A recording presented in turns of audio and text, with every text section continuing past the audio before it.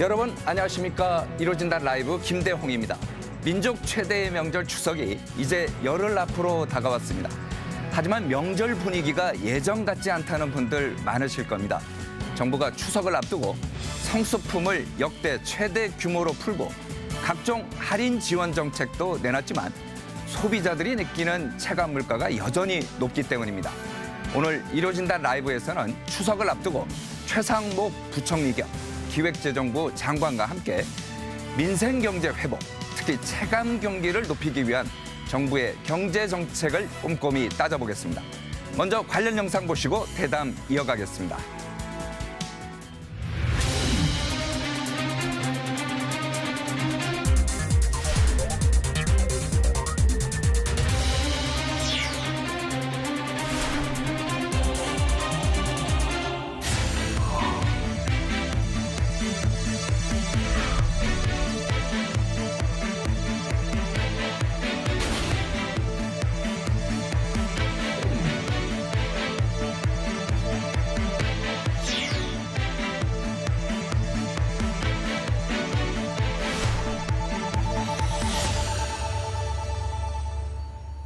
네, 보신 것처럼 추석을 앞두고 정부는 장바구니 물가 안정에 총력을 기울이고 있습니다. 지난달 소비자 물가 상승률도 3년 5개월 만에 가장 낮은 수준인 2%로 내려왔습니다. 하지만 아직도 소비자들이 느끼는 체감 물가는 높은 것 같습니다. 우리 경제의 근본 문제를 해결하고 지속 가능한 경제 생태계를 만드는 것이 무엇보다 필요해 보이는데요. 그래서 오늘은 이분을 모셨습니다. 우리나라 경제정책을 총괄하는 분이시죠. 최상목 부총리 겸 기획재정부 장관입니다. 안녕하세요. 네, 안녕하십니까. 지난 1월에 저희 프로그램에 출연하신 것 같은데 이제 8개월 만이죠. 네네. 네. 그때는 우리가 경제 위기를 많이 얘기했던 것 같아요. 네네, 한국 경제 그렇습니다. 위기 오는 거 아니냐 이런 얘기를 했는데 지금 상황 어떻습니까?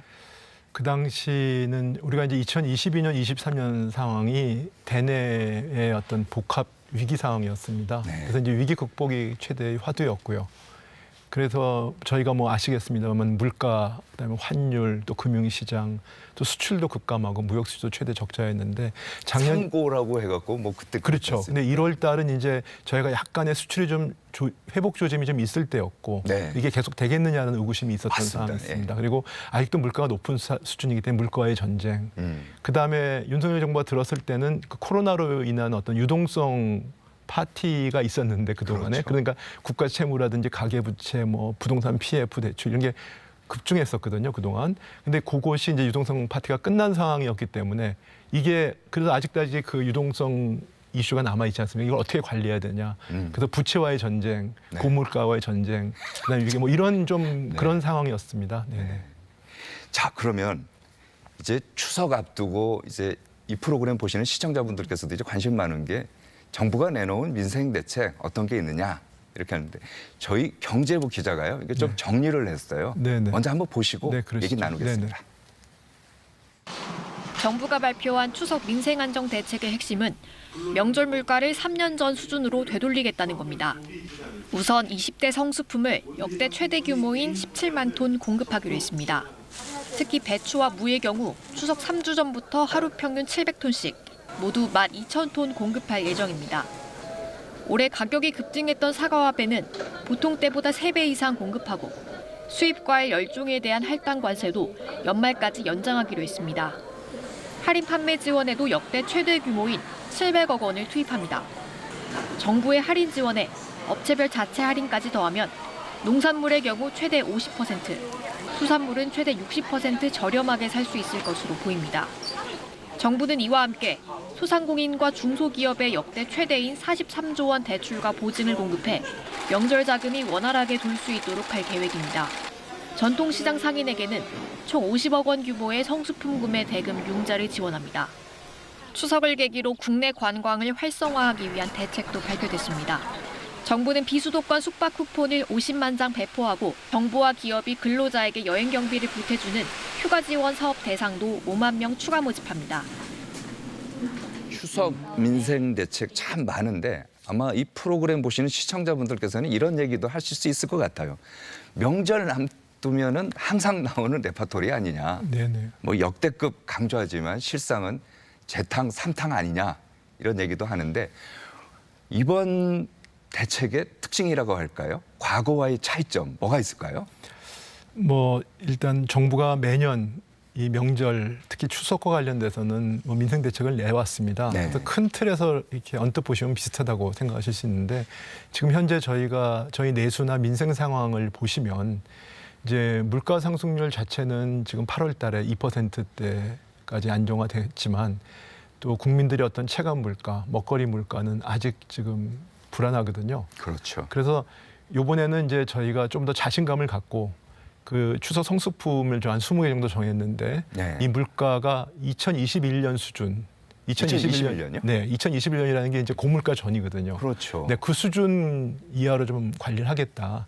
그래서 그렇게 하기 위해서 정부 여러 가지 뭐 비축이라든지 그다음에 어떤 정부가 또 그 역대 최대의 어떤 성수품 공급 17만 톤도 하고 그다음에 할인 지원 이런 걸 포함해 가지고 국민들이 실제로 체감하는 그런 성수품 물가 수준을 2021년도 이전으로 한번 해보겠다라고 하는 좀 뭐라 그럴까요? 의욕적인 공격적인 그런 목표를 세웠습니다. 네. 그게 있고요. 그다음에 예년의 대책보다는 예년에는 뭐 교통 대책, 그다음에 어떤 명절과 관련된 여러 가지 그 유동성 대책이 많은데 저희는 네. 이번에는 물론 이제 명절 자금도 한 43조 원 풀지만 조금은 민생 안정을 위하고 좀 내수를 보강하기 위한.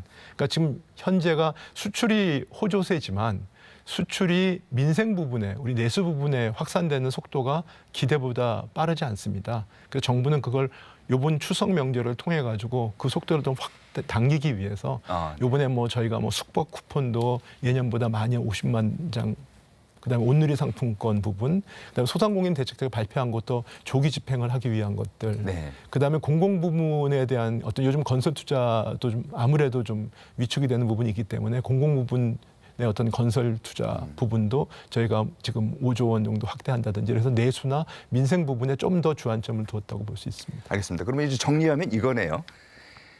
물가 안정하고 민생 체감 경기 개선. 네, 그렇습니다. 뭐 이렇게 이제 투트랙으로 네, 이제 보면 될 그렇습니다. 것 같고 네, 네. 여기서 이제 3종 세제 지원 네. 이게 뭡니까? 3종 세제 지원은 뭐 그 세 가지 저희가 이제 세제 지원을 네. 생각했는데 이제 기업이 사원들한테 명절이라고 뭐 선물 같은 거 주잖아요. 뭐 보너스도 주고 네, 선물도 선물 주고 같은 거 그러지 주는데 않습니까? 네. 그거에 대한 어떤 부가가치세, 비과세를 지금 이제 새로 도입을 했고요. 그렇게 되면 아무래도 그 부분이 촉진되지 않겠습니까? 그렇죠. 네, 그리고 이제 저희가 매년 이 비슷한 건 해왔습니다만 올해 하반기에 어떤 소비 지출이 작년 하반기보다 증가한 부분이 증가액에 대해서 네. 저희가 소득공제율을 갖다가 한 2배 한시적으로 네네. 확대한다든지 그다음에 전통시장에서 어떤 지출을 하실 경우에 그렇죠. 그 금액에 대해서도 또 지금 평소에 하는 소득공제율보다 2배 한시적으로 확대한다는 이런 내용들이 그 3종 세트라고 저희가 이름을 붙였습니다. 아 그렇군요. 요즘 보니까요 온누리 상품권 있지 않습니까? 네, 네. 이거 뭐 인기가 굉장히 높아갖고 뭐라고 해야 돼? 대박 쳤다고 해야 될까요? 네, 네. 그래서 뭐 저희 경제부 기자한테 제가 한번 물어봤어요. 온누리 상품권 좀 구할 수 있냐 했더니 발매돼 갖고 30분 만에 그냥 동이 났대요. 네, 네. 그래서 추가 발매한다고 하는데 언제 이제 발매할 예정이에요? 곧 지금 저희가 다시 정부가 이제 온누리 상품권에 이제 5% 할인 지원을 해줍니다. 그러면 이제 그게 이제 재정이 들어가는 것이거든요. 네. 그 저희가 지금 남은 그 어떤 그 재원 이걸 다 확실하게 이제 집어넣어 가지고 그 온누리 상품권이 좀 더 이번 명절 기간에 많이 공급이 될 수 있도록 저희가 그러면 1인당 구매 한도라든지 네. 그다음에 할인 폭도 좀 확대를 하거든요. 그래서 그렇게 해서 그렇게 되면 아무래도 전통시장에서 또 그렇죠. 온누리 상품권 하면은 더 할인받고 그렇죠. 막 그러고. 사용처도 확대를 합니다. 그래서 네. 전통시장 주위에 있는 상점 포함해가지고 그렇게 되는 것이 조금은 더 우리 어떤 민생 경제에 좀 도움이 될까 생각해가지고 최대한 노력을 하고 있습니다. 알겠습니다. 지난주였죠. 윤석열 대통령도 이제 서울 시내 한 대형마트 이제 찾아갔고 여러 가지 이제 물가 상황도 보고하는데 걱정했던 지난번에 우리 이제 사과 같은 경우는 이제 가격이 많이 올라갔고 그러지 않았습니까? 네네. 그런데 과일값은 좀 안정되는 것 같은데 걱정되는 게 수산물하고 채소값이에요. 네네. 이건 어떻게 해야 됩니까? 그 저희가 이제 최근에 좀 더웠잖아요. 이제 그러다 보니까 또 과일은 좀 잘 됐는데 아, 그러니까 이제 아무래도 제가 얼마 전에 그 고냉지 배추밭을 갔다 왔습니다. 네. 보니까 이제 올해가 그래도 그 물량이 예년 수준은 된다고 합니다. 그래서 전체적으로 주요 품목, 뭐 배추나 뭐 무 같은 경우에 공급은 큰 문제는 없을 것 같고요. 다만 이제 아무래도 좀 가격이 좀 뛰었기 때문에 이 부분들은 저희가 그 명절 때 확실히 공급을 해가지고 또 그다음 할인 지원까지 저희가 더 얹어서, 그러니까 할인 지원도 그전에는 저희가 뭐 좀 기계적으로 한 측면도 있는데 네. 이제는 저희 그 농림부, 그다음에 기재부, 그다음 관련 부처에서 진짜 매일 동향 파악을 해가지고요. 어떤 부분이 품목이 뛰면 그거에 대해서 할인을 좀 집중하거나 공급을 집중을 해서 조금 더 그것도 일일 관리 체제로 들어갔습니다. 그래서 이번 그 명절 기간 동안에 국민들께서 어떤 농산물이라든지 수산물 부분에 있어서 애로가 좀 적을 수 있도록 최대한 노력을 하겠습니다. 네.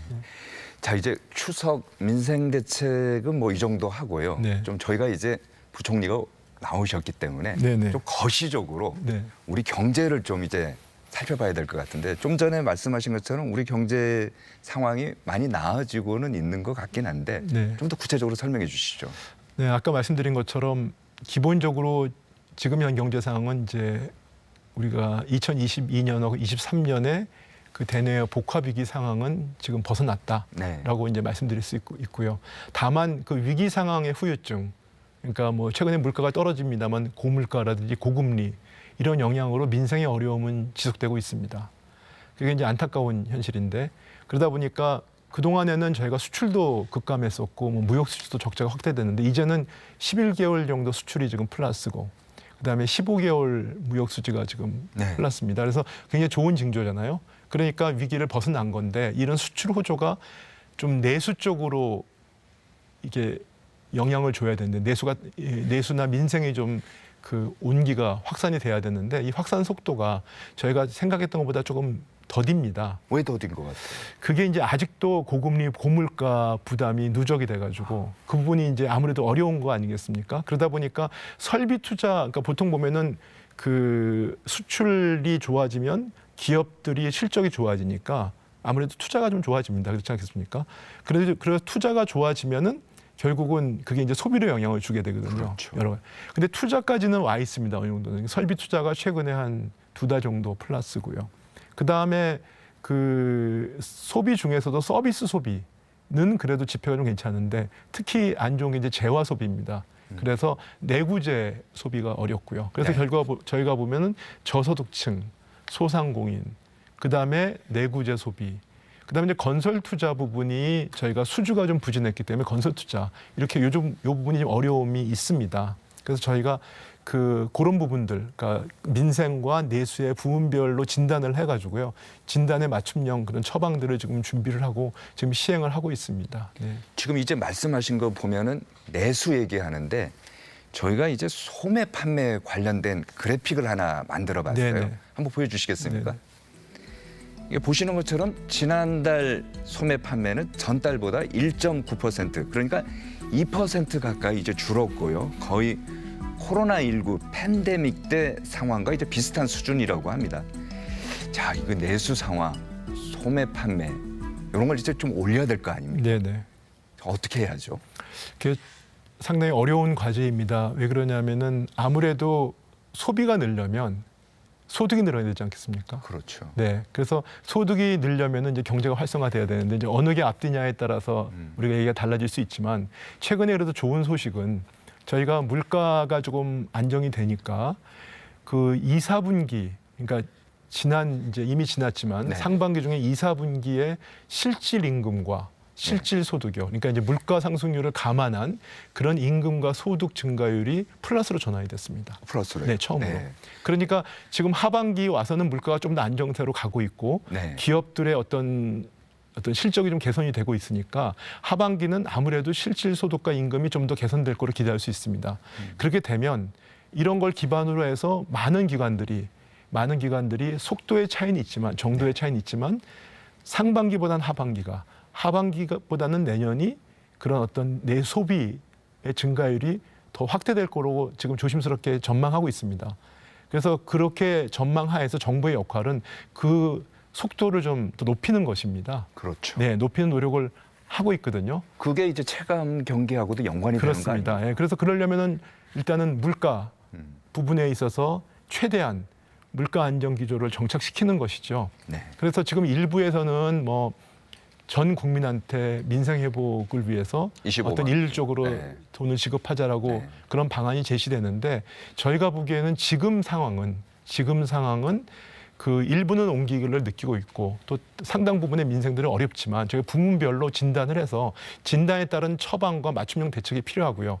일률적으로 지급하는 것은 사실은 민생이 필요한 부분에 필요한 지원을 해야 되는데 어떻게 보면 민생 지원의 효과가 떨어지고 또 그다음에 그 일시적으로 일회성 지급은 그만큼 소비 진작 효과도 떨어집니다. 그래서 저희 정부 같은 경우에 아까도 제가 저소득층, 취약계층에 대해서 그 저희가 내수나 민생에 대한 지원을 하고 있다고 말씀드렸는데 저희 예산을 살펴보면 예산도 오늘 좀 설명을 드릴 건데 네, 이제 그건 뭐좀 이따가 네, 저희가 그래서 예산을 얘기하고요. 보니까 저희가 그 정부도 취약계층, 그러니까 소득 보조가 필요한 분들, 뭐 생계 급여가 필요한 저소득층이라든지 어르신이라든지 장애인이라든지 청년들 이런 분들한테 생계급여라든지 장학금이라든지 월세 지원들 이런 소득 보조를 한 국민의 한 30%가 넘는 네. 1,800만 명한테 하고 있습니다. 그리고 1인당 지급 금액도 연간 200만 원이 넘습니다. 그리고 올해 예산에는 한 20만 원 정도 추가를 했습니다. 그렇기 때문에 그 윤석열 정부도 일단 어려운 저소득층에게는 소득 보조가 필요한 부분에는 필요한 지원을 하고 있다. 그리고 이제 거기에 플러스 뭐 소상공인 같은 경우에는 그런 현금이 필요하다기보다는 채무 부담이나 빚의 굴레에서 벗어나는 게 필요하지 않겠습니까? 네, 네. 거기 맞춤형 지원, 이렇게 필요한 지원들을 필요한 방식으로 하고 있다 이런 말씀을 드립니다. 그러니까 정리하면 이거네요. 전 국민한테 뭐 일률적으로 돈을 주는 것보다는 꼭 필요한 사람한테 주는 것. 이게 더 중요하다 이런 생각이고 네. 그거는 어제였나요? 그 김동연 경기지사 같은 경우도 비슷한 얘기를 또 한 것 같아요. 자, 그 정도 하고요. 내수를 살리기 위해서는 뭐 재정 정책도 지금 말씀하신 것도 중요하긴 한데 통화 정책도 중요하지 않습니까? 네. 근데 통화 당국은 좀 그렇게 생각하지 않는 것 같아요. 저희 한국은행 총재 발언부터 한번 들어보시겠습니다. 네. 현 상태에서 금리를 동결한 이유는 내수 부진을 금리를 계속 높게 유지함으로써 내수 부진이 더 가속화될 수 있는 위험이 있는 반면에 금융 안정 측면에서는 부동산 가격과 그로 인한 가계부채 증가에 지금 위험 신호가 많이 들어오고 있어서 이 상충 관계를 보고 있을 때 내수 파트는 좀 시간을 가지고 저희가 대응할 수 있고. 이게 대통령실도 이례적으로 입장을 내지 않았습니까? 이제 금리 결정은 금통위의 고유 권한이지만 내수 진작 측면에서 보면 아쉬움이 있다 이렇게 이제 입장을 냈는데 기재부 입장은 뭡니까? 글쎄 뭐 중앙은행의 어떤 통화 신용 정책에 대해서 제가 언급하는 건 적절치 않기 때문에 제가 뭐 직답은 오늘 하기는 어렵고 다만 네. 제 여러 가지 공직 경험을 봤을 때 지금 현재가 재정과 통화 당국의 어떤 그 경제에 대한 어떤 인식 공유, 네. 그다음에 어떤 정책 공조 이런 체계는 그 어느 때보다도 견조하다고 할 수 있습니다. 그래서 국민 여러분께서 뭐 대외적으로 여러 가지 그 발언이나 이런 거에 대해서는 좀 차이가 있을 수 있지만 실제로 저희가 정책 공조를 하고 인식 공유하는 그런 정부의 시스템은 아주 확고하게 어느 때보다도 확실하다. 그래서 국민 여러분께서 너무 걱정 안 하셔도 될 것 같습니다. 제가 뭐 좀 직국의 질문을 또 네. 연관해서 이제 드려야 될 것 같은데 저희가 보기에는 또 이래요. 정부도 보면요. 부동산 잡기 위해서 나름대로 노력한 것 같아요. 그래서 뭐 88 부동산 공급 대책도 내고 가계부채 대책도 내고 여러 가지 했는데 이런 게 결국 한국은행의 금리를 내릴 때 부담을 덜어주기 위해서 일종의 시그널을 좀 준 것 같은데 금융통화 당국의 생각은 또 그렇지도 않은 것 같고요. 그렇다면 정부가 지금까지 해온 부동산 대책 한국은행이 얘기한 것처럼 좀 미흡하다고 보십니까? 어떻습니까? 그거 뭐 글쎄 뭐 그렇게 관찰하실 수도 있는데 네. 모든 정책은 이제 거시 정책이든 미시 정책이든 서로 이제 좀 조화를 이루어야 되기 때문에 그렇게 이해하시면 될 것 같고요. 기본적으로 부동산의 어떤 시장을 안정시키기 위해서는 두 가지가 필요하죠. 네. 수요에 맞춘 충분한 공급이 이루어져야 되고 그다음에 적정한 어떤 유동성 관리가 필요합니다. 그 두 가지가 같이 필요하기 때문에 최근에 이제 서울이나 일부 수도권을 중심으로 해서 일부 집값 상승세가 좀 확대된 측면에 많은 사람들이 우려를 하고 있기 때문에 언론 보도를 보면 현장에 많이 다니셨더라고요. 네, 그렇습니다. 그래서 뭐 최근에 뭐 지표에 따라서는 약간 그래도 좀 추세가 변화를 보이는 부분도 있지만 그렇지만 아까도 말씀드렸듯이 정부는 부동산 시장은 정부 정책에 대한 신뢰성이 제일 중요하다고 생각합니다. 그래서 저희가 88 공급 대책을 발표를 했습니다. 근데 이건 최대한 빨리 신속하게 공급을 해서 그 예를 들면 뭐 국토부 장관님 거의 뭐 현장에 다니시거든요. 그렇죠. 또 LH공사 사장을 하셨습니다. 그렇기 때문에 그 저희가 42만 7천 호를 그 공급하기로 한 부분들을 최대한 빨리 당겨가지고 공급을 하겠습니다. 그리고 최근에 또 저희가 DSR을 중심으로 한 유동성 어떤 관리 그렇죠. 대책도 발표를 했고요. 그래서 이런 부분들이 수요와 공급. 그러니까 윤석열 정부는 어떤 부동산 시장 자체도 수요와 공급에 따라 가지고 그 국민의 주거 안정이 그 확보될 수 있도록 하는 게 저희 정책의 기조입니다. 그래서 그러려면은 정부의 정책에 대한 신뢰 확보가 중요하고요. 그다음에 관계부처 간에 관계기관 간에 또 조율도 필요합니다. 그래서 그런 부분들은 제가 확실히 해나가겠습니다. 부동산 가격 상승은 어떻게 전망하십니까? 당분간 이어질 것 같습니까? 어떻습니까? 글쎄요, 제가 그 가격 상승에 대해서 왜 그러냐면 지금 부동산 가격 상승이 어떠냐고 물어보시는 질문 자체가 사실은 네. 그 일반적이지 않은 것이 지금 서울 수도권은 올라가고 있지만 또 지방은 지금 거의 미분양 때문에 어렵거든요. 그래서 그 지금 이 방송을 보시는 국민들께서 어디에 사시냐에 따라서 이 집값 상승을 느끼시는 분도 있고 아닌 분도 있으실 것 같습니다. 근데 정부의 어떤 부동산 정책의 목표는 집값 상승에 주안점을 두는 것이 아니고 그 국민의 주거 안정입니다. 국민의 주거 안정을 확보하는 게 최고의 목표고요. 그다음에 그러면서 그와 관련돼서 뭐 가계부채나 이런 부분에 부작용이 생기는 거를 제가 어떻게 말하면 관리하기, 선제적으로 관리하는 이런 것들이 정부 정책의 목표라고 생각할 수 있습니다. 근데 이제 부동산 가격이 상승되다 보니까 가계 대출이 좀 늘고 그러는데 가계빚 얼마나 늘었는지 저희가 그래픽으로 한번 네네. 만들어봤습니다. 네. 보시죠. 자, 올 상반기 가계 대출 증감 추이인데 1분기에 보면은 이제 8천억 정도가 이제 줄었는데 2분기 되면은 13조 5천억 원. 이제 굉장히 많이 늘었어요. 2분기에요. 이건 어떻게 하실 생각이십니까? 아까 제가 이제 이 방송 처음에 말씀드렸는데 이제 코로나로 대응하는 여러 가지 과정에서 그동안 전 세계적으로 유동성이 풀렸습니다. 네. 그래서 유동성 파티라고 제가 말씀을 드렸는데 그 유동성 파티가 이제 끝났잖아요. 끝났기 때문에 이걸 그러면은 끝났다면 굉장히 이제 경제가 어려워지는데 네. 이걸 저희가 뭐 전문가들은 이제 경착륙이냐 연착륙이냐 얘기를 합니다. 그렇죠. 네. 네. 가계부채가 확 늘었거든요. 네. 뭐 한 2배 정도 늘었습니다. 저희 정부가 출범할 때 한 5년 전하고 비교해보면 2배 늘었는데 그렇다고 해서 이걸 경착륙하려고 그대로 가계부채를 갖다가 줄이는 노력을 한다는 것은 또 경제 주름살이 있거든요. 그렇죠. 그렇기 때문에 이걸 연착륙해 나가는 과정, 그러니까 부채와의 전쟁이긴 한데 이걸 연착륙해 나가는 과정이 중요했습니다. 그래서 그런 부분에 있어서 노력을 했고, 그다음 윤석열 정부 들어서는 적어도 GDP 증가율하고 가계부채 증가율을 놓고 봤을 때 네. 아무래도 GDP 증가율이 더 빨라야지만 그래도 이 뭐랄까 이거에 대한 지불 능력이 있지 않겠습니까? 네. 그래서 GDP 대비로는 그 가계부채의 비율 이게 안정적으로 관리가 되고 줄었습니다 오히려. 그래서 큰 거시적으로는 큰 문제가 없습니다. 이거 분모를 넓혔기 때문에. 네, 그렇죠. 네. 분모에 대해서 또 가계부채의 금액 자체도 그 최근 한 2년 동안은 많이 그 관리가 됐습니다. 근데 이제 최근에 그 여러 가지 이유로 왜냐하면 이제 또 정부가 여러 가지 정책을 피잖아요. 네. 그러니까 뭐 그 저출생도 극복을 해야 되니까 그렇죠. 여러 가지 또 정책 모기지 사업 대책도 있고 그러니까 가계부채 관리도 중요하지만 또 그런 부분에 정책이 필요하니까 어떤 실수요자 중심으로 해가지고 그거 부분에 어떤 가계부채 대출 부동산 대출이 좀 늘어난 부분이 있습니다. 근데 늘어나는 거에 문제가 이제 속도가 좀 빠르다는 것이 문제이거든요.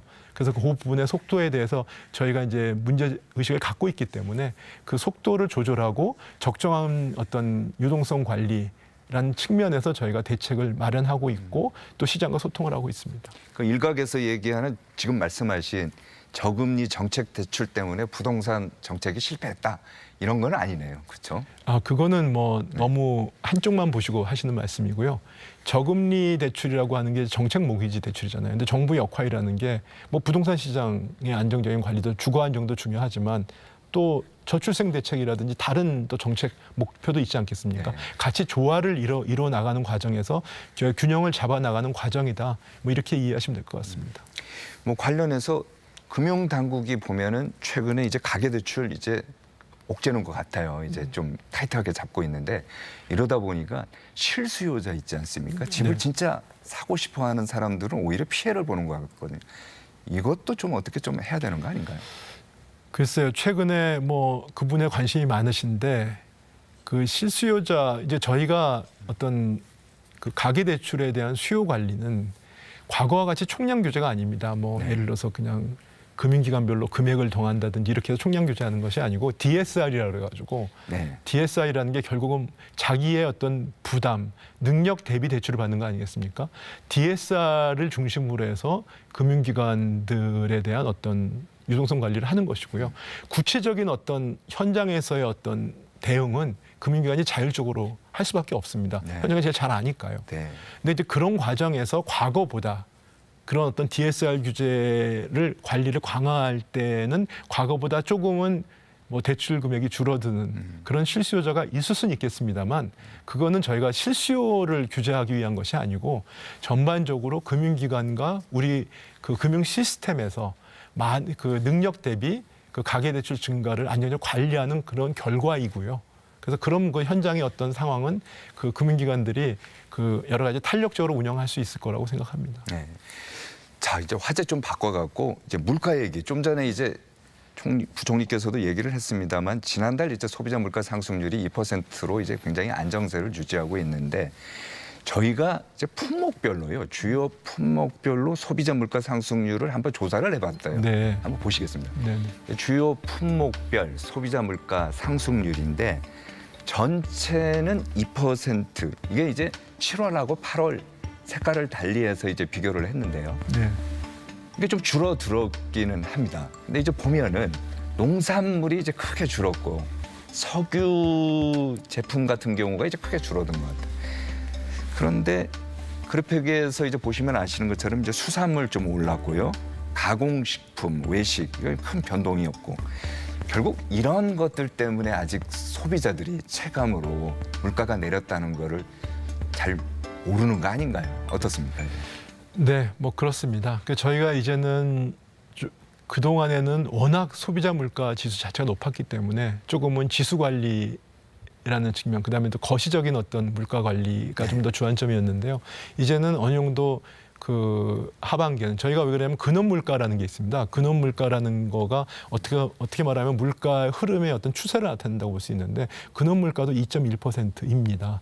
그러니까 상당히 낮게 내려왔기 때문에 저희가 물가 추세의 어떤 안정적 관리라는 거는 어느 정도 됐다라고 생각하고 있습니다. 그래서 지금 말씀하신 부분들을 중심으로 해가지고 그 국민들께서의 어떤 먹거리 물가, 네. 생활 물가 네. 이 부분들을 좀 더 확실하게 좀 안정적으로 잡기 위한 노력들을 앞으로 더 확실하게 해나가겠습니다. 어떤 식으로 확실하게 하실 생각이십니까? 네, 일단은 뭐 네. 아까도 말씀드렸듯이 요즘 추석 민생 대책에도 나왔듯이 네. 그 추석 연휴 기간에는 조금 더 일일 관리를 해놔가지고 네. 어떤 품목이 튀면 그런 부분에 대해서 저희가 좀 공급을 확대하고 네. 그다음에 어떤 경우는 좀 오래 걸리는 경우가 있습니다. 뭐 저희가 공급해서 그 한계가 있는 부분이 있거든요. 네. 그 최근에 뭐 올랐던 뭐 시금치 같은 게 좀 그런 부분 한 달은 걸린다고 하더라고요. 그러니까 그런 경우에는 국민들께 미리 알려들어가지고 뭐 그 대신 대용은 이렇게 활용을 해달라고. 해체 작물로 뭐 시금치 대신 열무 좀 찾게 하고 그렇죠. 이런 거 왜냐하면 이제- 알려주는 거죠. 네, 그렇죠. 뭐 그런 식으로. 그다음에 좀 구조적으로 여러 가지 기후 변화에 대응하는 그런 그 여러 가지 인프라를 확충한다든지 네. 그다음에 유통 구조를 개선하는 노력들 이번 기회에 저희가 다 좀 짚어보고 있거든요. 네. 네, 그렇게 좀 해서 그렇게 하다 보면 전반적으로 어떤 먹거리 물가나 생활 물가가 낮아지지 않을까, 안정화되지 않을까 기대를 합니다. 그러니까 이제 가장 중요한 게 먹거리 물가가 좀 안정이 돼야 체감 그렇습니다. 물가도 낮아진다. 네네, 이 그렇습니다. 말씀이시군요. 네, 그렇습니다. 자, 우리 경제 모세 혈관 하면은 소상공인하고 자영업자 이분들인데 요즘 굉장히 어렵다고 이제 얘기를 많이 합니다. 네. 이분들을 위한 지원책이라고 할까요? 이런 것도 좀 마련하고 있습니까? 네, 최근에 저희가 이 수출은 회복세지만 이제 내수나 부분이 회복 속도가 그 기대만큼 빠르지 않기 때문에 가장 어려움을 겪는 부분이 소상공인 자영업자입니다. 예를 들면은 그 코로나 전후로 해서 이분들의 그 빚이 수백조, 한 300~400조 늘었습니다. 그런데 그렇게 하면서 금리가 올라가 있잖아요.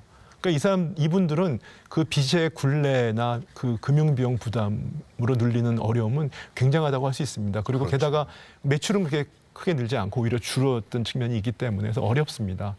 그래서 이분들에 대해서는 저희가 그 좀 이분들의 상황 어렵지만 또 필요한 게 다릅니다. 어떤 분은 그 빚에 허덕이고 있으니까 금융 비용을 좀 깎아달라. 금리 얘기도 많이 그렇죠. 하더라고요. 네. 그리고 또 어떤 분은 여기에 다른들 뭐 최근에 어떤 비용들 다른 경영 비용을 낮춰달라. 네. 아니면 너무 어렵기 때문에 나는 그 업종 전환을 해가지고 다시 새 출발을 하게 되는데 그렇게 되면 기존의 빚을 좀 잘 깎아달라. 네. 내지는 또 새로운 새 출발을 도와달라. 네.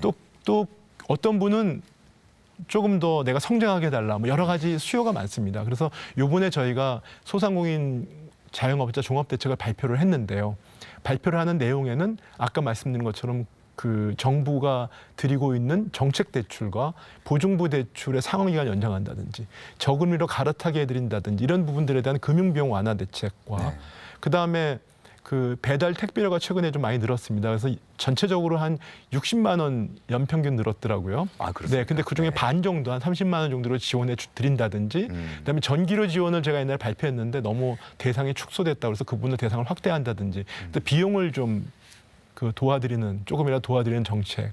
그다음에 정말 어려운 분들은 저희가 새 출발 기금이라고 해서 채무를 이제 조정해 주는 게 있습니다. 근데 이게 그냥 채무만 조정해 주는 게 아니고 이분들이 정말 새 출발을 할 수 있도록 정부가 하고 있는 그 여러 가지 취업 프로그램이라든지 그다음에 창업 프로그램이 있습니다. 이런 거와 연결을 시켜서 여기에서 이분들의 컨설팅을 해주고 교육을 해드려서 여기에 참여하는 분들에게는 조금 더 채무 보정을 더 확대해 드려서 실질적으로 새 출발이 될 수 있도록 정부 정책 간의 연결을 강화하는 이런 내용들이 이번에 담아 있습니다. 네. 무엇보다 이분들이야말로 진짜 이제 내수 활성화의 핵심 대상 아닙니까? 네네. 정부에서도 이분들에 대해서만큼은 좀 더 관심을 가져야 될 것 같습니다. 네네. 그렇게 하고 있습니다. 네, 지금까지 추석을 앞두고 민생 안정 대책 그리고 내수 상황, 가계부채, 부동산 등 주요 현안들 중점적으로 살펴봤고요. 지금부터는 최근 정부가 발표한 내년도 예산안과 세법 개정안 관련해서 집중적으로 다뤄보겠습니다. 먼저 저희가 마련한 영상부터 보시겠습니다.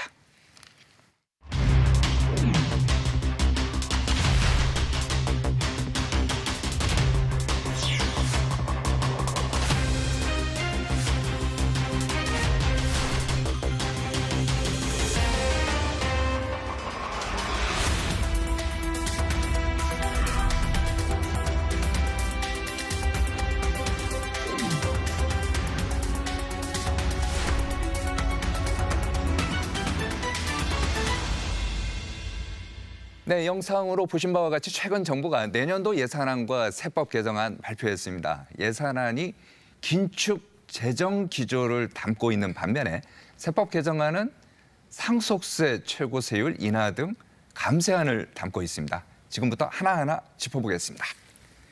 자, 우선 예산안, 내년 예산안 어떻게 짜여 있는지 저희 KBS 기자가 또 한번 정리를 했어요. 네네. 이거 한번 또 먼저 보시고 네, 얘기를 그러시죠. 나눠야 될 것 네, 같습니다. 네. 정부는 내년 예산의 중점이 민생에 있다고 강조했습니다. 먼저 소상공인 지원에 5조 9천억 원을 투입합니다.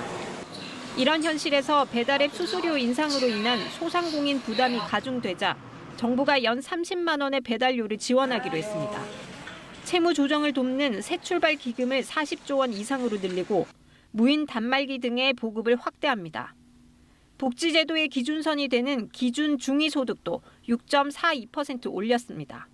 4인 기준 생계급여가 지금보다 월 12만 원 가까이 올라 월 195만 원이 넘게 됩니다. 육아휴직 사용 확대를 위한 예산도 눈에 띕니다. 육아휴직 급여 상한을 250만 원으로 인상하고 업무 부담이 늘어나는 동료를 위한 육아휴직 업무 분담 지원금도 생깁니다.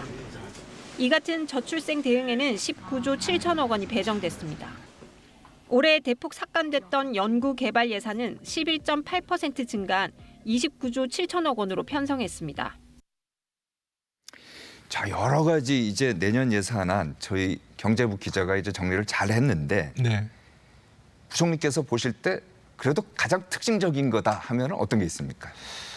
올해 예산은 아까 말씀드린 것처럼 뭐 긴축이라고 말씀하셨는데 뭐 보기에 따라 긴축이라고 말씀하신 분도 있지만 지금 어차피 아직도 또 재정 적자가 확대돼 있는 과정에서 저희가 재정의 지속 가능성이 중요한 상황입니다. 그럼에도 불구하고 제가 24조 원 규모의 지출 구조 조정을 했습니다. 그래서 그 지출 증가율은 3.2%이지만 그 높은 수준은 아닙니다. 네. 그렇지만 24조 원의 지출, 최대 규모의 지출 구조를 했고 그래서 민생과 관련된 부분에 최대한 역점을 뒀습니다. 민생이요? 네, 그렇습니다. 그러니까 저소득층이라든지 그다음에 그 청년이라든지 그다음에 저소득층이 아까 생계급여 언론에 나왔지만 네. 윤석열 정부 들어서 이 생계급여 부분을 계속 그 최고 수준으로 확대를 하고 있거든요. 그러니까 저희가 사회적 약자에 대해서는 충분히 저희가 필요한 분한테는 어떻게 말하면 충분히 지금 저희가 투자를 하고 있다.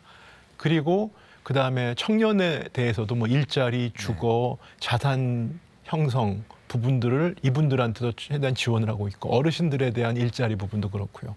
그다음에 최근에 저희가 공공주택 그 공급 규모도 역대 최대입니다. 25조 원, 25만 호, 네. 25만 호 죄송합니다. 25만 호의 어떤 그 공급을 할 생각입니다. 그래서 이런 식으로 저희가 비록 그 재정의 지속 가능성을 담보하면서도 그 민생 부분의 어떤 투자는 어떻게 말하면 필요한 곳에 필요한 만큼은 최대한 저희가 투자를 하고 있다.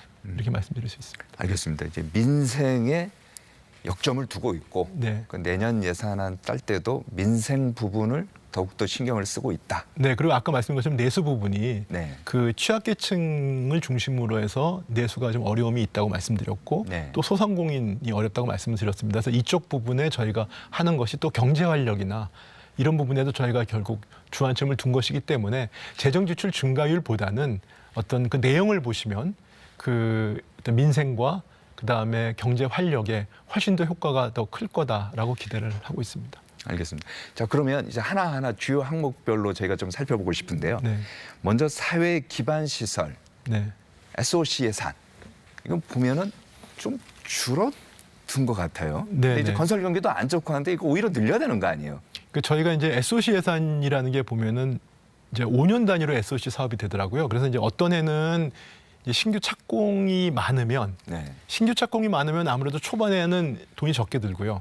그다음에 또 사업들 종료하는 게 많으면 이제 감소하는 금액이 크지 않겠습니까? 네. 그래서 어떤 해는 늘었다 줄었다 하는데 올해는 약간 좀 그런 부분에서 약간 감소를 하는데 저희가 SOC 예산 말고 그 비슷한 성격의 지방의 주택 수요를 확충한다든지 네. 그다음에 무슨 하수도라든지 농촌 정비 같이 지역의 작은 인프라 사업이 있습니다.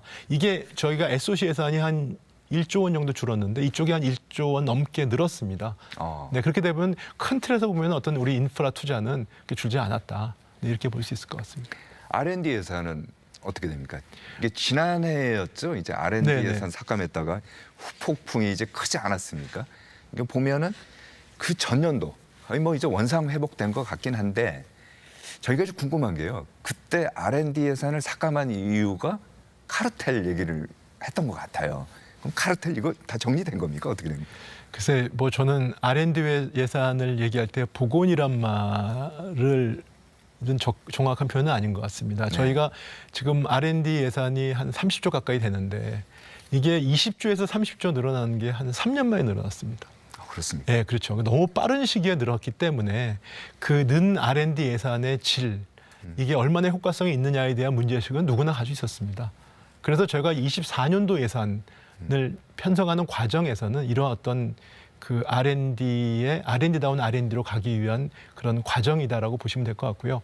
올해 예산은 29.7조로 사상 최대 규모로 편성을 했고요. 근데 금액을 늘린 게 중요한 게 아니고 내용적으로도 뭐 소액이라든지 뿌려주기식 어떤 R&D 같은 걸 많이 걷어내고 그다음에 선도형 R&D로 많이 채웠습니다. 그래서 예를 들면은 저희가 뭐 게임 체인저 기술이라고 하는 AI나 양자나 네. 첨단 바이오, 그다음에 국가전략기술 뭐 이런 부분들 관련된 주안점을 뒀고요. 네. 그다음에 청년 연구자들의 어떤 연구 환경을 보장해 주기 위한 뭐 한국형 스타이펜드라든지 그다음에 과학 장학금도 확대를 했고요.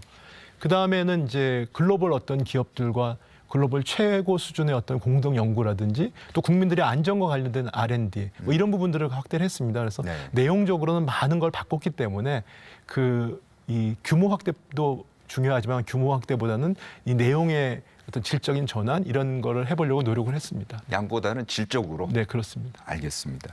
일자리 예산 관련해서는 저희가 청년 일자리 질문을 드리고 싶은데요. 우리 경제가 선순환하려면은 미래 경제를 담당할 청년들이 이제 중요하지 않습니까? 청년들이 좋은 일자리를 이제 가져야 되는데 최근에 보면요, 구직 활동하지 않고 그냥 쉬었다는 청년이 역대 최대치를 기록했다고 합니다. 이거 어떻게 해야 됩니까? 저도 이제 그 통계를 보면은 참 마음이 아픕니다. 그 최근에 이제 청년 고용과 관련돼서는 그 청년 쪽에 이제 인구가 감소되기 때문에 전체적으로 아무래도 취업자 증가는 감소할 수밖에 없습니다. 근데 다만 고용률을 측면에서 놓고 보면 고용률은 그렇게 나쁘지 않습니다. 고용률은 과거보다는 고용률이 괜찮고요. 실업률도 낮은 수준입니다. 그렇지만 내용적으로 말씀하시면 이제 청년들의 체감 고용이라고 측면에서 보면 아직도 우리가 노동시장 이중 구조가 있고요. 최근에 경력직이나 수시 채용이 늘고 그다음에 아까 말한 쉬없음이라는 게 뭐냐면 경제활동 인구에서 좀 빠져나가는 그런 청년들이 많아지거든요. 네. 그래서 정부는 기본적으로는 청년들이 좋아하고 가길 원하는 일자리를 만드는 좋은 일자리를 만드는 게 기본이고요. 그다음에 이제 어떤 고용 서비스나 이런 시스템을 개선을 해서 그렇게 청년들이 좀 고용 시장으로 좀 들어올 수 있도록 적극적인 노력을 하고 있습니다. 예를 들면 최근에 그 대학에 있는 여러 가지 청년 일자리 대학생들 일자리 센터가 있는데 저희가 찾아가는 서비스를 확대해가지고 청년 고용 올케어 플랫폼을 만들었습니다. 그래서 그렇죠. 졸업생 중에서도 미취업된 사람들을 파악을 해가지고 이 사람들한테 여러 가지로 정부가 하고 있는 취업의 어떤 교육이라든지 알선이라는 이런 서비스들을 적극적으로 하기 위한 그런 노력들을 하는 게 그거 하나의 일환입니다. 그래서 그런 노력은 계속 제가 적극적으로 기울일 그런 생각입니다.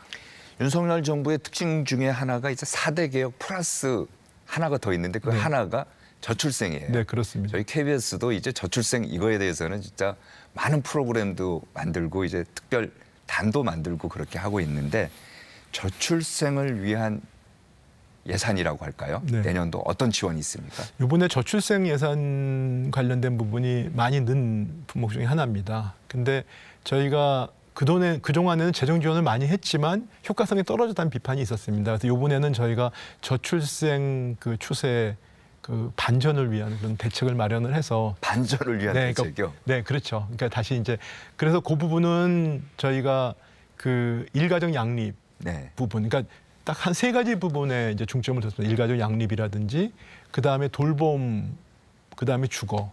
이 3가지 부분에 주안점을 둬가지고 예산을 편성을 많이 했습니다. 그래서 뭐 거기에 보면 뭐 그 육아휴직 급여를 올린다든지, 그 다음에 어떤 배우자의 그 출산휴가 기간을 확대한다든지, 그 다음에 긴급 돌봄 서비스를 한다는 이런 부분이 있고요. 거기다가 아까 말씀드린 것처럼 이제 거버넌스를 해서 인구전략기획부를 만든다고 해서 그거에 대한 법률안을 냈고요. 그 다음에 이제 그거에다 플러스해서 저희는 이제 경제부처니까 그 출생률을 높이는 거는 좀 시간이 걸리잖아요. 그러니까 경제활동 참가율을 높인다든지, 그 다음에 이런 부분들도 같이 하고, 그 다음에 최근에 하고 있는 구조개혁, 그러니까 뭐 지방의 이슈라든지 그다음에 교육의 이슈라든지 이런 부분 구조개혁도 같이를 해야 된다. 그래서 이 부분도 같이 저희가 노력을 병행할 그런 계획입니다. 알겠습니다. 복지 예산 관련해서 한번 얘기를 해보겠습니다. 이게 이제 저희 프로그램 보시는 이제 어르신들도 이제 관심이 많을 것 같은데 올해보다는 늘렸다고는 하는데요. 최근 5년 평균 증가율하고 비교하면 는 것 같지는 않아요. 그리고 요양 간병 지원 이런 게 이제 굉장히 중요한데 이건 오히려 삭감된 것 같더라고요. 이거 왜 이렇게 된 겁니까? 복지 지출 증가율이 작년에 이제 좀 많이 늘어났고요. 근데 올해도 사실은 그 복지 지출 중에서 뭐 몇 가지가 있습니다. 아까 공공주택 공급인데 그 부분은 저희가 이제 지출을 효율화해서 지출이 줄고 실제로 공급 규모는 늘었거든요. 네. 그래서 그런 부분들을 빼면은 사실은 전체 증가율 3.2%보다 높은 그런 복지 지출 증가율이 있고요. 그래서 그런 부분은 유지를 지금 하고 있는 것입니다. 그리고 지금 말씀하신 부분들은 저희가 그 간병 부분에 대해서는 저희가 그 좀 여러 가지로 그 지출을 효율화하는 과정에서 제도 개선을 하고 있는데요. 그런 부분들을 제가 좀 짚어보겠습니다. 알겠습니다. 요즘 이제 의료 현장 혼란스럽지 않습니까? 네. 의료 개혁을 위해서도 예산을 좀 써야 될 것 같은데 준비하고 있죠? 네, 최근에 저희가 의료 개혁 관련돼서는 그동안은 이제 건강보험 중심으로 이제 지원을 해왔습니다. 그래서 건강보험 한 10조 원 플러스 알파 이렇게 지원했는데 최근에는 제가 이제 그거와 별도로 정부가 재정 지출을 10조 원 추가하겠다 앞으로 향후. 그래서 합쳐서 한 20조 원 이상을 제가 투자를 하겠다라고 발표를 했고요. 네. 그거 일환으로 올해 그러니까 내년도 예산에는 그 2조 원 정도의 그런 그 의료 개혁과 관련된 부분이 지금 들어가 있습니다. 거기에는 뭐 일단은 필수 의료라든지 지역 의료라든지 그다음에 뭐 의료의 어떤 사고에 따른 어떤 안전망 구축이라든지 여러 가지 또 인력 양성 부분들이 들어가 있고요. 그다음에 뭐 최근에 사실은 지금 추석 연휴긴 한데 네. 그 여러 가지로 의료 현장에서 의료 인력들이 지금 공백을 생겨서 걱정이 많아요. 네, 그래서 그 네. 부분들을 지원하기 위해서 저희가 최근에 추석 연휴 기간을 이제 목표로 해가지고 그 전문의하고 네. 그다음에 이제 간호사 분들 합쳐서 한 400명 정도를 지금 신규 채용할 수 있도록 지금 한 37억 원 정도의 지금 재정 그 지원 조치를 지금 이미 완료했습니다. 그래서 그게 요번에 그 추석 연휴 기간에 네. 그런 어떤 의료 인력들의 어떤 공백이 생길 경우에 우리가 대응할 수 있는 기반이 되길 기대하고요. 저희가 만약에 뭐 추석 연휴가 끝나도 이게 정상화가 빨리 돼야 되겠지만 그런 부분들에 대한 수요가 있다면 재정 지원을 적극적으로 검토해 나가겠습니다. 그러니까 필수 의료 인력이라고 하죠. 네네. 응급실이라든지 네네. 8대 뭐 필수 여기에 대해서는 특별하게 관심을 더 가지셔야 네, 될 것 그렇습니다. 같아요. 네, 네. 그리고 병사 월급 얘기도 좀 해보겠습니다. 네. 이제 200만 원까지 오른다고 하는데 제가 군대 다닐 때는 뭐 몇만 원이었던 것 같아요. 뭐 기억도 잘 안 나는데 그럼 초급 간부 이제 처우 개선이 이제 또 뒤따르지 않습니까? 네네. 이건 어떻게 하실 생각이세요? 그 병봉급 이제 205만 원을 저희가 이제 조기 달성. 누가 간부하겠습니까? 다 근데 병으로 가죠. 실제로 보시면 네. 하사 이제 1호봉을 보니까 한 병봉급보다 한 60만 원 이상 많더라고요. 네. 그래서 이제 일단은 이제 그 갭은 줄었겠지만 아직까지 그게 역전된 거는 아니고요. 그다음에 윤석열 정부 국정과제에 보면은 그 초급 간부라든지 부사관들의 어떤 여러 가지 수당이나 그다음 이분들의 처우를 개선하는 그 뭐 숙소라든지 이런 개선하는 노력들이 있고요. 그래서 그걸 계속 해왔습니다. 그래서 네. 그 지난번에 대통령께서 말씀하셨듯이 지금 병봉급 그 205만 원 이번에 달성을 하니까 또 지금 말씀하신 그 부사관이나 네. 초급 간부의 봉급 네. 또 올해 연말에 그 추가로 인상하고 또 이분들의 수당이나 이런 부분들도 좀 더 개선해 나갈 그런 생각입니다. 관련해서요. 어제였나요? 그제였나? 그 신임 김용현 네. 그 국방장관 있지 않습니까? 네네. 기자들하고 이제 간담회 할 때 초급 간부의 봉급 인상률을 공무원의 2배로 해주겠다. 그러니까 내년도 공무원이 3%로 제가 알고 있는데 그러면 6% 이제 올려주겠다. 뭐 올려줄 계획이라고 하는 거죠. 뭐 결정된 건 아닙니다. 네네. 자 그렇다면 기재부하고 사전에 좀 협의가 있었나요? 뭐 지금 이제 국방부하고 얘기를 하고 있습니다. 그래서 6%? 네, 뭐 최대 6% 네. 이렇게 생각하시면 될 것 같습니다. 네. 알겠습니다. 자 일각에서는 또 이런 얘기를 합니다. 내년 예산안 이렇게 보면은 긴축 재정의 기조를 유지하는 것 같긴 한데 좀 전에 얘기한 병사 월급이라든지요. 네. 또는 고소득자 자녀에게도 대학의 국가 장학금 뭐 이거를 또 지급해주고 이거는 좀 선심성 아니냐 뭐 이런 지적도 있어요. 이거는 어떻게 보십니까? 그 말씀드렸듯이 뭐 병봉급은 그동안 열악했기 때문에 제가 해주는 거고요. 그다음에 국가장학금도 사실은 이번에 그 소득 분위에 따라서 그 대상이 많이 늘어났을 뿐이고 그 조금 그 중에서 고소득인 그런 가정의 자녀들은 규모가 그 비율이 적습니다. 그리고 네. 그 대신 좀 취약계층에 있는 친구들에게는 저희가 주거안정 장학금으로 해가지고 최대한 요번에 또 확대를 했거든요. 그래서 그런 부분들은 나름대로 저희가 균형을 맞춰 나가려고 하고 있습니다. 선심성은 아니다. 네, 그렇습니다. 알겠습니다. 이게 저희들이 이제 내년도 예산안을 이제 오늘 이제 프로그램 준비하면서 이제 하나하나 보다 보니까 국가 살림은 있잖아요. 네. 계속 적자고 뭐 이런데 돈 쓰는 데는 또 많아요. 네. 돈은 쓸 곳은 많고 들어오는 거는 한정돼 있고 참 쉽지 않은데 중장기 재정 전략이라고 할까요? 부총리께서는 어떤 전략 세우고 있습니까? 그 말씀하신 대로 참 어려운 질문이십니다. 근데 재정은 국가가 해야 될 역할을 확실하게 하는 게 중요합니다. 국가가 해야 될 역할은 뭐 사회적 약자를 지원한다든지, 그다음 미래를 대비한다든지, 경제 활력의 인프라를 만든다든지, 뭐 국가의 어떤 국민의 안전, 네. 뭐 그다음에 어떤 국가의 어떤 외교 활동을 지원한다. 이런 정부가 해야 될 본연의 거는 확실하게 지원을 해 나가는 입니다. 근데 지원을 이건 뭐 1년 하고 그만둘 건 아니잖아요. 그렇죠. 저희 미래 세대도 해가야 될 거 아니에요. 그렇죠. 그러니까 재정의 지속 가능성이 중요합니다. 그러니까 지속 가능을 유지를 해야 되기 때문에 결국은 정부가 해야 될 일은 확실하게 하되 재정의 지속 가능성을 담보하는 이 두 가지 노력을 같이 나가는 게 저 중장기 재정 전략의 기본 틀입니다. 그럼 연관해서 이런 얘기도 또 해요. 지금 가계하고 기업들이 굉장히 어려운데 긴축 재정 기조를 유지할 게 아니고 오히려 확장적인 재정 정책을 통해서 경기 회복의 모멘텀을 살리고요. 또 서민의 지원을 더 확대하는 거. 이게 더 중요하지 않냐. 이런 반론을 제기하는 분도 있던데요. 네, 그 뭐 정부의 역할에 대한 어떤 철학적인 질문인 측면도 있습니다. 근데 이제 윤석열 정부가 생각하는 정부의 역할은 그러니까 어떤 경제를 활력을 준다는 측면은 재정이나 정부가 주도로 하는 것이 아니고 네. 민간 주도로 경제 활력은 해야 된다. 그래서 정부의 역할은 민간과 기업이 경제 활동을 마음껏 할 수 있도록 거기에 대한 공정한 환경을 만들어주고 또 인프라를 만들고 또 민간과 기업이 하기 어려운 그런 국가 R&D 이런 첨단 산업에 대한 지원을 해주고요. 그다음에 인프라 지원을 해주고 뭐 그렇게 하고 규제 완화를 하고 네. 그다음에 말씀드린 것처럼 그 민간이 할 수 있는 것 중에 인센티브를 줄 수 있도록 뭐 조세 정책 같은 걸 활용해가지고 인센티브를 주는 걸로 가는 것이고요. 민간이 못하는 게 뭐겠습니까? 결국 사회적 약자를 지원하고 국가가 해야 되는 본질적 기능에 대한 부분들은 정부가 해야 되는 거 아니겠습니까?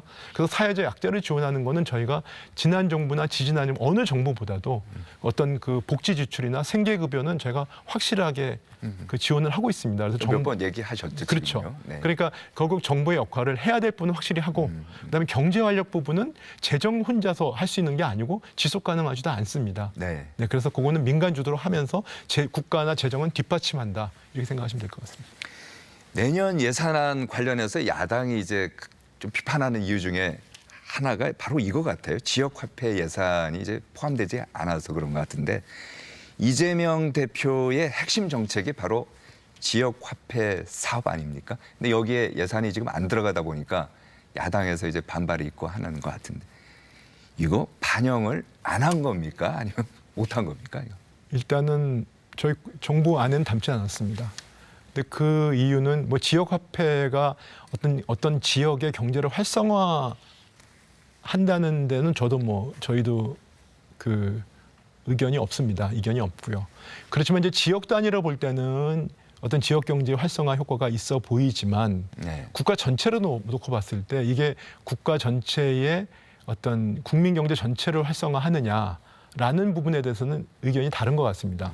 그래서 결국은 이게 국가가 지원을 해야 될 사업인지 아니면 지방자치단체가 자체적으로 해야 할 사업인지에 대한 의견이 있는데 저희 정부는 이건 지방자치단체의 사무다.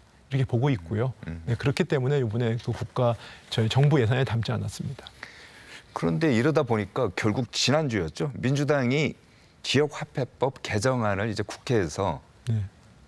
소위에서 이제 통과해서 이제 법사위로 이제 넘어가게 되었는데 이렇게 되면 앞으로 행정부하고 의회하고 또 충돌할 수도 있는 거 아닙니까? 어떻게 대응하실 생각 있어요? 글쎄 뭐 그건 한번 대화를 통해서 해보고요. 또 대화를. 네, 그리고 저희가 저희의 논리를 계속 설명을 드리고 뭐 이렇게 해보겠습니다.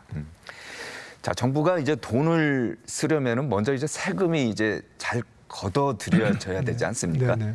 그런데 이게 저희가 볼 때는 좀 이제 차질이 있는 거 아니냐 이런 우려도 있는데 저희가 국세 수입 현황을 그래픽으로 만들었는데 먼저 한번 보시겠습니다. 네, 네. 국세 수입 진도율 추이 최근 5년 평균 보면요 64.3%. 근데 지난해는 63% 조금 내려갔죠. 근데 올해 지금 뭐 7월 기준이긴 합니다만은 56.8%. 그러니까 세금이 이제 국세가 이제 잘 안 거친다는 걸로 이제 읽히는데 이렇게 되다 보면은 세수 펑크 나는 거 아니에요? 어떻습니까?